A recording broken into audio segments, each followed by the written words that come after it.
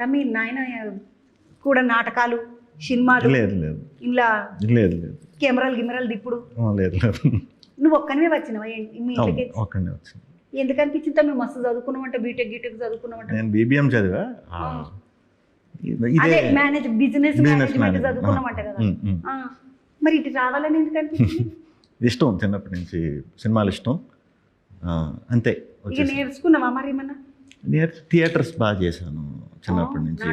నాటకాలు బాగా చేసాను, అంటే స్కూల్ నుంచి నాటకాలు అలవాటు. ఇక్కడికి వచ్చాక కూడా నేను సూత్రధార అని వినయ్ వర్మ గారి దగ్గర ప్లేస్ చేశాను. చాలా నాటకాలు చేశాను. స్టేజ్ ఆర్టిస్ట్ని నేను. సో చూడండి ఇట్లా ఉన్నాడు కాబట్టి ఎట్లా పడితే అట్లా చేస్తున్నాడు. ఏ పాత్ర అంటే ఆ పాత్రలో కనబడుతుంటావు నువ్వు. నిజంగా నువ్వు ఆ కడ్డు పాత్రలు కూడా కడ్డు అంటే మస్తు మంచోడు కాదన్నట్టు అర్థమైంది కదా. మంచోడు కాని పాత్ర అంటే మంచోడే కానీ మంచోడు కాని పాత్రలు కూడా మంచిగా చేస్తావు. ఇటువంటి పాత్రలు కూడా మంచిగా చేస్తావు. ఈ సినిమాలో వాస్తు ఆ పాట ఏమైనా పాట ఉన్నదా? వాస్తుకు నంబర్లు ఏమైనా కావాలంటే ఇప్పుడు 7వ నంబరు 9వ నంబరు 5వ నంబరు లక్కీ నంబరు అంటది కదా, ఇవి ఉంటాయా తమిళీయంగా? అది నమ్మకాలు, ఎవరి నమ్మకాలు వాళ్ళవి.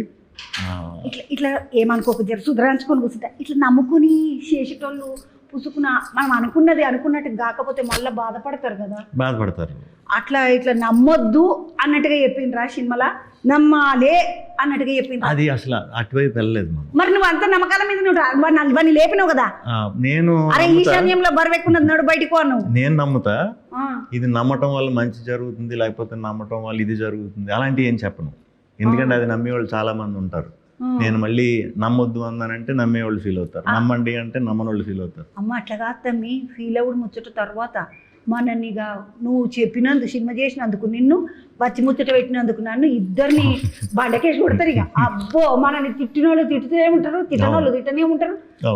ఏమన్నా కావచ్చు తమ్మి, మంచి పని చేసినావు ఏది చెప్పకుండా నిమ్మడం ఏది ఉండదు. ఈ పాత్ర నమ్మకాలు ఉన్నవాడి పాత్ర. నీకు ఇట్లా ఇప్పుడు ఇట్లా నమ్మకాలు ఉన్నోడి పాత్ర ఒకటి చేసినావు.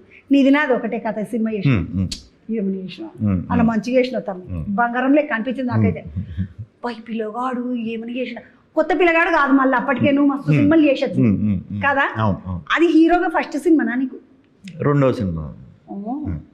ఇట్లా నీకు ఎవరన్నా నువ్వు ఎంచుకుంటావా తమ్మి కథలన్నీ? నీకు ఎవరన్నా వెనకాల నిలబడి మీ నాయన అరే అద్రా విష్ణు గిది అద్రా విష్ణు అని అట్లా ఎప్పుడు మీ మేనేజర్ ఎవరన్నా నుండి సార్ వద్దండి లేరు, మేనేజర్ లేరు, నాకు ఇప్పటికీ లేరా? నేను కలవాలంటే నీ సినిమా చేయాలంటే నీ దగ్గర వచ్చే చెప్పు తమ్మి. సినిమాలలో మీ వాళ్ళు ఎవరు లేరు, నువ్వు చేసుకుంటూ వస్తున్నావు. ఇప్పుడు నెక్స్ట్ ఈసొంటి పాత్ర వేయాలి అన్నది ఏమన్నా ఉన్నదా? అలా ఆలోచన లేవు. బేసిక్గా మనకు వచ్చే కథల్లో బెస్ట్. ఇప్పుడు మనం ఒకటి అలవాటు చేస్తున్నాం కదా, రకరకాలుగా చేయటం, కొత్త రకాల కథలు, ఇంట్లో జరిగే కథలు, ఇంటి పక్క కథలు, ఇవన్నీ అలవాటు చేయటం వల్ల రాసే రచయితలతో కథలు నా దగ్గరికి తీసుకొస్తూ ఉంటారు అన్నమాట. నేను సెపరేట్గా ఆలోచించి నేను ఇలాంటివి చేద్దాం అలాంటివి చేద్దాం కోరికలు లేవు.